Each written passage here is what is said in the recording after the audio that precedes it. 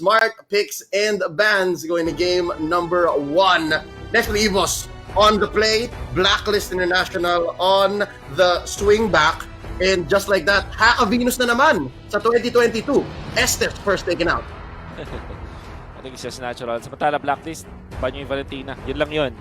Then, susunod na yung mga tipong mga Kufra, like the ban on the show. Kasi Haji special yan. At madami pwedeng gumamit yan sa Blacklist. And so, of course, Kufra ban, Blacklist. Again, I like what we brought up the other day, no? Yung pinag-usapan natin, kapag tinanggal mo yung comfort heroes ng mga rookies, nagiging rookie ulit sila. You put them in a place wherein they have to start performing. And maybe later, maybe si Cadenza makukuha ng mamaya, pero una muna si Donut. There's the 1-1 ban. Of course. You don't want to give that 1-1 at all. Hindi takot ang NEXPLAY EVOS if yung first pick nila yan. Ganyan sila ka-confident with that particular hero. Sa Blacklist International, siguro may sagot din sila talaga dun sa Kufra kaya di na automatically binaban. Thinking baka kumuha din sila ng ban sa Pakito as NEXPLAY, isa to sa mga comfort picks ng NEXPLAY. Parang pwede nilang i-first pick tapos open pick siya. Pwedeng XP lane, pwedeng jungler. This time, Matilda first pick as expected from NEXPLAY. We mentioned na ito magiging point of contention nila, mag-aagawan.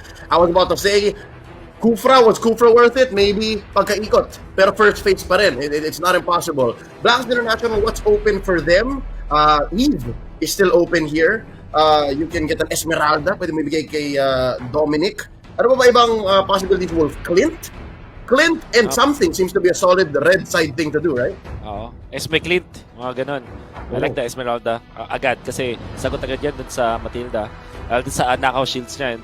Typically, ang side ng NEXPLAY gusto yung mga ganong shielding like Matilda Johead na kinokombo nila. So, they abuse that. Instead, Rafaela, kunin ng Blacklist International. Secure na nila yung heroes dito ni Queen V. And Brody agad. Okay. Bibigay nila yung Clint. Wow. 0% prediction for us. Nag-iinit lang kami, ladies and gentlemen. Game 1 pa lang naman. So, they're gonna answer mobility with mobility. Yung Rafaela, holy healing. Yung pampabilis ng movement speed. And of course, the healing na sustain so you can take better team fights or retreat and survive. As well as the Brody. But, ito na nga, Wolf. Hindi na sila magpapatumpik-tumpik pa. Instead of the Kufra, they get the Johead and the Ruby. So malinaw to na itong Ruby na to ay magiging kay Oreshi and then Johead Cadenza. How can Blacklist answer? Esmeralda. Sagot dito. Still! Nakita na agad against Johead tsaka Matilda. And it's a very open pick. Pasok naman siya kahit anong composition. At taas din ang hero pool nila. Wise. Of course, Haji. Diba? So, I don't think na maubusan sila ever. Securing the Esmeralda now means na sobrang ganda ng laning stage para sa Blacklist International. Yep. Again, the fact that in the first phase, red side, binigyan mo agad yung heroes ni Dominic at ni Owl makes it safer for these rookies for them to perform. Again, mentality ang pinapanood ko dito ngayon. Kaya rin siguro ang lakas ng NEXPLAY EVOS kahit na majority sa kanila ay rookies. Even now, they're performing out of their minds. They're facing off against the M3 World Champions in the Grand Finals for SIBOL. Ladies and gentlemen, ganun kalupit. Ito sina Oreshi, Cadenza, at si Donut. They really earned our hearts and our love in this tournament alone. Second phase ban, there goes the Saber. Ito ba yung nakikita mong Wolf na pwede rin piliin ni H2? Because Bonchan seems to have thought it too. At natalo na din ang Blacklist International with the Saber before, if you recall. Specifically. Specifically sa Saber. Karina ang ban ng NEXPLAY EVOS. So, paubusan dito ng junglers or ng jungler choices. At alam natin, kay H2, madami siyang pwede piliin. Like, Pakito is still open. I wouldn't be surprised if ito yung ban ng Blacklist International. Kasi ito, isang comfort pick to. At I would say, di na nila kailangan yun. There was one time na ginamit ni Wise yung Pakito, but I don't think i-repeat nila yan dito sa Grand Finals. Yeah, that was a pretty good Pakito. Good morning ko pa siya nun. But as it is, you're right. Ang dami pa actually. Again, Wise, very versatile. H2 though, he still has a solid amount of choices here. Surprisingly enough, Lancelot ay hindi pa nababan. So open pa yon. Ling, if he so chooses. So worst comes to worst, okay pa si H2. Like H2 is fine. Yep. So there's the Clint. So Wolf, they're not gonna open up the Clint. Hindi nila hayaan. Yep. Lane matchup laban sa Brody. Siguro ganun din yung plano nila dito. Knowing ng NXP ay i-prioritize yung ibang heroes, they planned out yung pinakamahirap na katapat ng isang Brody. Instead, ang NEXPLAY nagbayad ng Paquito. Very interesting ni. Ngayon, meron pang Lilia, meron pang Kagura. Mga heroes na saktong-sakto para sa Ubistrat ng Blacklist International. Meron pa rin Farsa at di ako magulat kung pinili nila. Barats is still open. Mga jungle Barats. True. Lalo na Rafaela Barats, yung mobility ng Barats, yung questionable mobility ng isang dinosaur, it's out the door. They solved it. So, first pick here in the second phase for Blacklist. They get one, and then they can close up strong. Jungler na kaya to? I think so. Or, baka i-last pick nila yung, pwede nila i-last pick actually yung kanilang jungler. Get the Haji hero, like Lilia, ayun, Eve, super Haji hero. Puro sila Magic, ano kayang may sagot ng NXP. Mayroon sila pang cancel na dito sa Eve. Hindi ako magulat kung Claude ni Donut, ginagamit nila yan. Decent siya versus Esme versus Eve. Siguro sa Brody lang sa laning stage doon siya mahirapan. Pero kung tutulungan naman siya na Matilda, pwede nilang pa-solve yung lane na yun. I actually like that. I like the Claude. Lalo na't alam natin kapag dating ng late game, kayang-kaya ng NEXPLAY EVOS yan. They're taking the best of both worlds. Na yung aggression nila early, tapos yung bago nilang style from Season 8. Na kahit na iba yung lineup noon, mukhang nadala rin ng mga rookies nila ngayon. So I definitely like the Claude. And I also like, wait! What? Teka lang ha, this is different. Is this H2? No. Gold lane Aldous. And no. You know what? Pinapakita tayo ni Zico. Zico still, sinasabi ko tayo ni Zico. Kasi pwede rin mag-switch in. Pwede nga. Kailangan ngayon ng Aldous killer ng Blacklist. Wonder if, actually pwede sila mag-balance pa rin. Para makagat agad. May setup. Still, yes. Para makain. Still very good. Maka-carry, ganun, so that you have true damage versus this Aldous. Kasi kailangan mo na physical na dito for Blacklist. Puro magic damage yung kanilang composition. This, of course, except the Brody. Yep, and they lose the scaling battle kung hindi nila matapos agad-agad. So instead, we see Wise picking up the Aulus. Physical, yes, pero tama ba to, Wolf? Will he win eventually if ever makarating sa point na stacks on stacks na ang Aldous? Pwede kung mabilis ang tempo nila. Meron silang Rafaela, so I think doable. Aulus is decent versus Yi Chin kasi si Yi Chin farmer siya, isa lang i-dash niya basically unless of course makapag-passive siya, magamitan niya yung passive niya tuloy-tuloy, pwede lang maka-dash away. But technically speaking, etong Aulus plus na Rafaela, pwede siyang mang-run down ng mga kalaban, and that's the idea here from Blacklist International. Early game run down versus a late game Aldous. That's what we can expect in this game.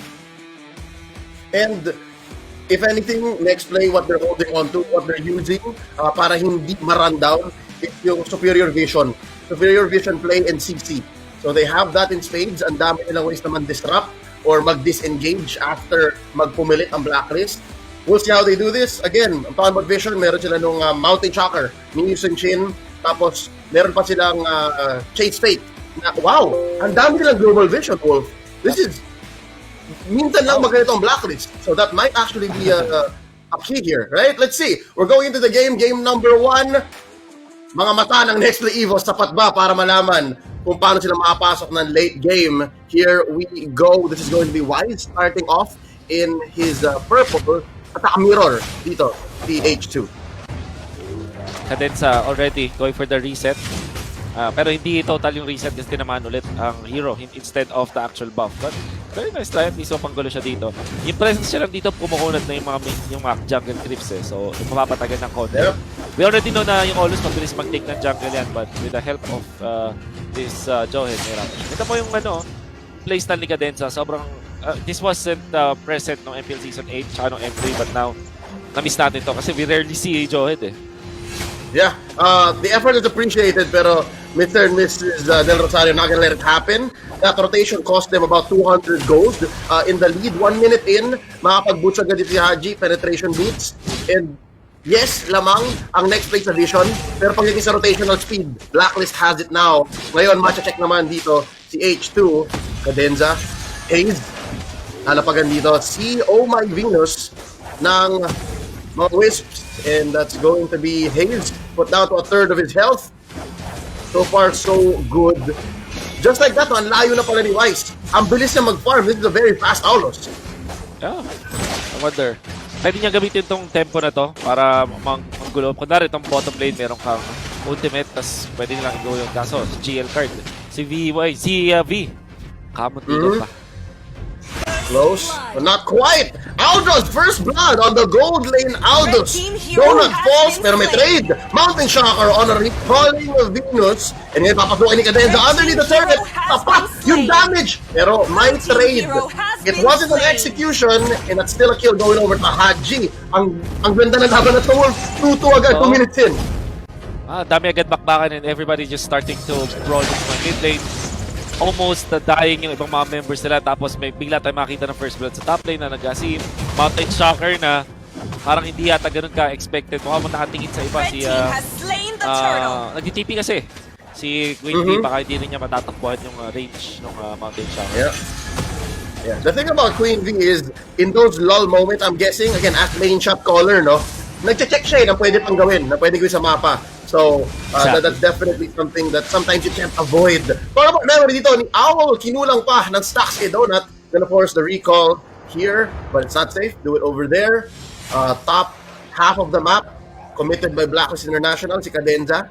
Pinoprotekta ng farm ni H2. I wonder kung anong itsura ng farm ni H2 dahil maliit lang yung gap, honestly. But again, the same, 200, 300 gold between them. And it's still gonna be all about that Mountain Shocker, that vision. Oh, ang daming gold. 3 gold on the turn up top. Cadenza, threatening one, Holy Baptism. Malalapagan ba dito? Mabibigyan ba si Hayes? Answer's no. In fairness, mas mayaman dito si Yisan Shin, which is H2 over Wise. So kahit may lead ang BLACKLIST International, overall, may mga mayayaman na sa NXP EVOS. And maybe they can use this to get some kills in the map. Mr. Salonga got that paper. Let's see where BLACKLIST International can make up for it.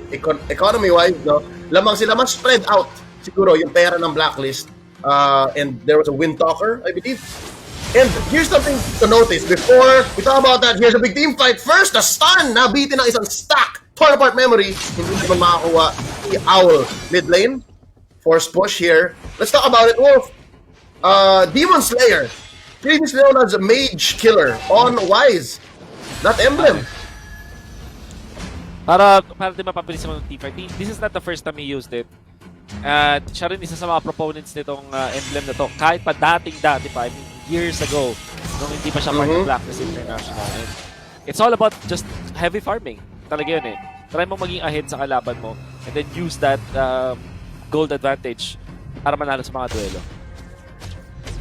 And eventually we'll see it in action, especially when they start taking these major objectives. But wait, fight down here in the lower half of the river. Ureshi dashing on through. Guiding in papunta kay Hayes. Let's see. Oh, reward manipulation put in by Sonic Imam. Haji with that stun. Cadenza goes down. The slow and the turtle claim going over Mr. Del Rosario, BLACKLIST International, making that lead all the more present. 1.5k about in 5 minutes. Sobrang ganda ng execution ng BLACKLIST International. Hindi nakapwesto yung NEXPLAY EVOS and BLACKLIST was able to use Haji's ultimate real world manipulation. Na-nerf na ngayon pero looks like the able hands of Haji, alam niya yung calculation and was able to get a kill on Cadenza. Nung wala ng HP si Cadenza, na kinaya na ng BLACKLIST International na mag-turn ng safe. And essentially, that led to more of a lead dahil napabalance nung lane na yun sa top lane. It alleviates some pressure. Down bottom, Ureshi versus Dominic. Wolf, kanina pa natin sinabing actually worth it yung first pick Esmeralda. Pero eventually nakuha pa rin naman. We're seeing now how it's doing so well. Dominic sitting at 1-0. All this while, si Ureshi bumabawi naman. Naghahanap ng bawi dito, especially in team fights. I think that's where we'll see it more. Hayes gets spotted. Same sila ng mechanics ng Rafaela, no? Same sila na parang they need to be a little close for the vision. Cadenza with the pick-up play! He gets one! And that's going to be a close call onto the Aulus by Pasiwai's defensive use of the real manipulation. Haji always, pati dito si Venus, making sure na liligtas nila doon. Kasi sobrang ganda ng initiation na from Cadenza, but with all of the sustain na meron BLACKLIST International. Cadenza gets caught out here with a stun. Owl gets the kill. And so far, good news for H2. Nakuha niya pa rin yung kanyang purple buff. Pero tinawag papasok dito. Si Donut, gonna get stunned here. Still alive, surviving the field. Guiding wind on out. Another kill. Oh, max range on that Brody. And there's a jump. Sa may likod. Check out Dominic. May punish mo dito. Mula kay H2. Hindi siya mahuli ni Ureshi. They're gonna get away with this. 2 free kills on the side of BLACKLIST. Exactly. Kasi tinuloy ni Donut yung kanyang ulti at handang-handa si Venus with his holy baptism. Pagbaba na maging na konti tapos mag-stun. And obviously may damage output na dito si Wise pati si Haji. Really falling behind dito ang NXP pero yung BLACKLIST, they're gonna keep the tempo up. Yeah, and the choke has begun. 7 minutes in after taking the turtle, swiftly going for the orange. You saw H2 try for it. Pero again, makikita mo dito yung talent ni H2 sa pagbabasa ng retry. Hindi niya inasim. He didn't use it. So it's safe for the next major objective take. Pero looking at the gold, 4,400 Wise at 5,000. So ahead na. Nakalamang na. So nahanap na ni Wise yung gusto niyang gawin with that Demon Slayer. Yeah. With so much of a lead. Parang halos item ahead na siya kay H2. And next play ko, tingnan natin kung paano sila mag-crash. I mean, sobrang lakas pa naman yung first. Donut and Cadenza, that two-man combo, not enough to take down Owl, especially with Queen V next to him. Holy healing, keeping him alive. Cadenza, conceal play, mahanap dito. Kaka! Circling Eagle on to Wise. Mr. Delosario, saan ka pupunta? Goes in for the fight. Oh, no Undying Fury quite yet. Pero magsisisi dito. That's gonna be the jump in. Takes 2. Hayes takes him down alongside Ureshi. Matakot sila. Dominic looking for 1. Nagamit nila yung Polystar Moon. Hanji! Maliki Mom gets 1 more. Cadenza falls. Ureshi and Applepisha. Hayes backing out. That's gonna be a push up top and down bottom. That's 2 tier 1s going down. Mid lane for pressure dito. 4v3. How can they defend? That's a pull-in! Nice goal by Ureshi! Tatapusin ni H2 si Owl. This might have been too much for BLACKLIST to stay. Stay straight. Ginamit doon ni Donut. Sinong tatalonan niya? Target cancelled. Magpupush na lang siya instead. Napakagandang set of events para sa next play EVOS. Kasi sa lahat ng gulo nangyari, nakapag-push pa si Donut sa nakapag-farm siya. Effectively, 2K na lang yung lamang ng BLACKLIST International. Ganda nung collab sila kay Wise. Especially using itong Matilda para sa defense. They get out of the EVE ultimate dahil dun sa kanilang mga flicker. Well done and well executed para sa NXP EVOS. Oh, wait, bottom lane, Dominic, kamunti ka na. It's enough. That's gonna be a 2-man assault down bottom. And here we go, another one, real world manipulation. Salikiman puts it up. Kailangan na naman ko ito. That's gonna be the commitment by Almost. Wise gonna secure this 9-minute Lord. And just like that, they call retreat Venus. Starting the dispersion, and it's gonna be Owl caught out. Medyo masyadong malayo. Malalim ang Brody, pero may bawi. Down goes Ureshi. 1-for-1 so far in this extended team fight. And that's going to be a good trade for next play. Nakahabol nila ng konti, keeping this gold lead to about 2K.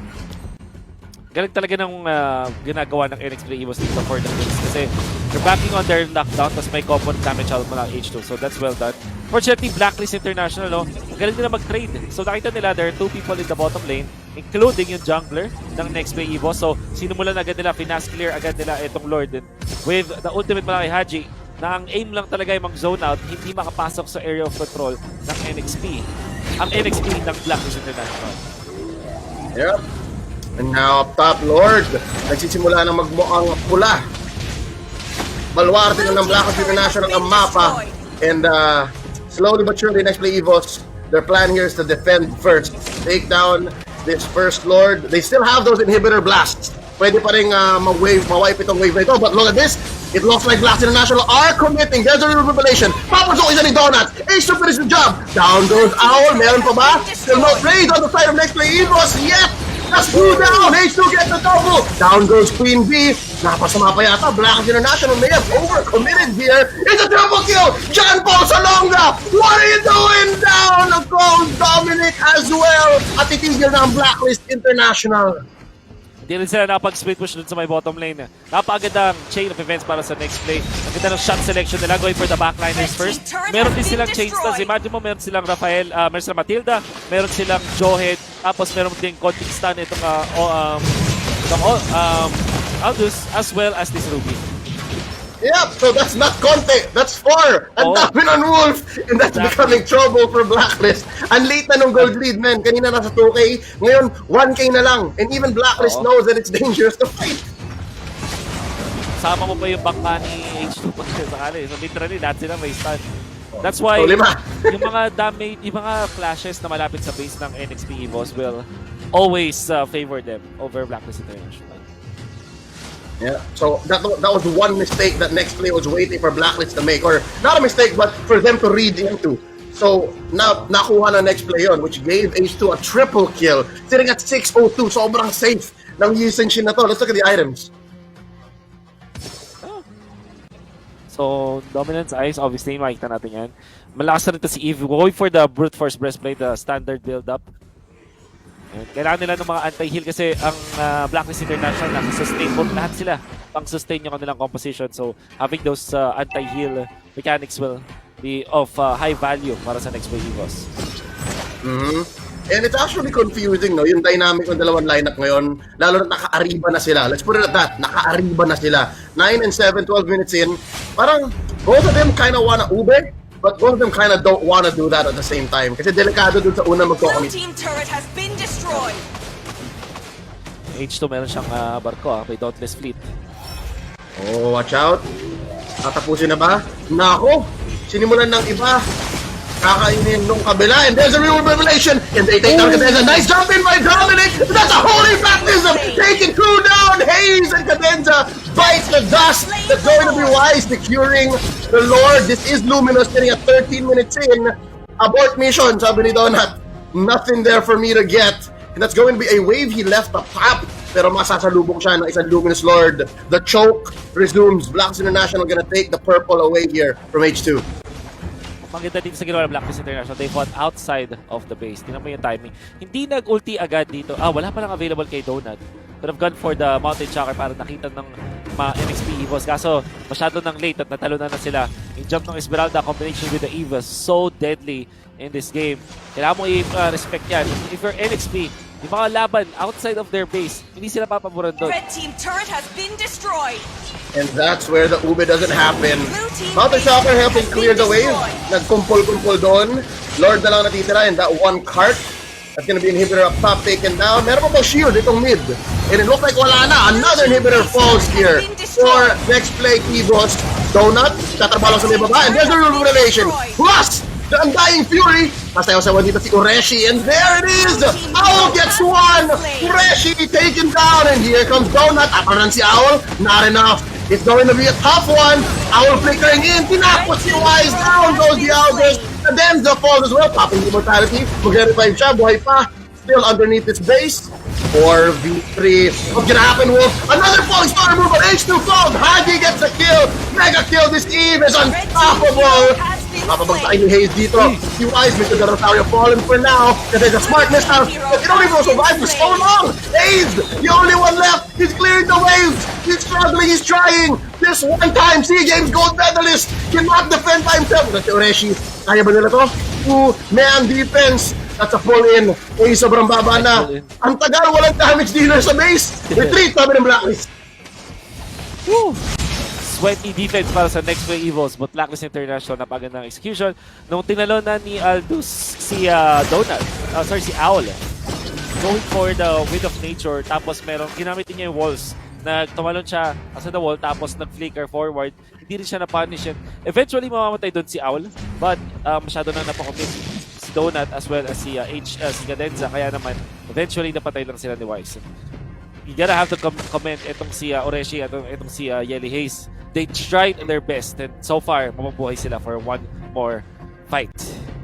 Yep, that's the Bataanon and Castro combo, but look at this, Donut using that Chase Fate in a defensive manner, and there you go. Some snaps put in. Dominic finishing the job. Papabagsakin dito si Haji. Alikima must fall in. That's going to be a collapse. ay NEXPLAY EVOS, pero may bawi dito ang Blacklist. Down goes Cadenza. Ace, where are you going? Sumasayaw-sayaw si Dominic, stealing these shields. Baka siya pa mapatay dito. And that's from the backline, Owl.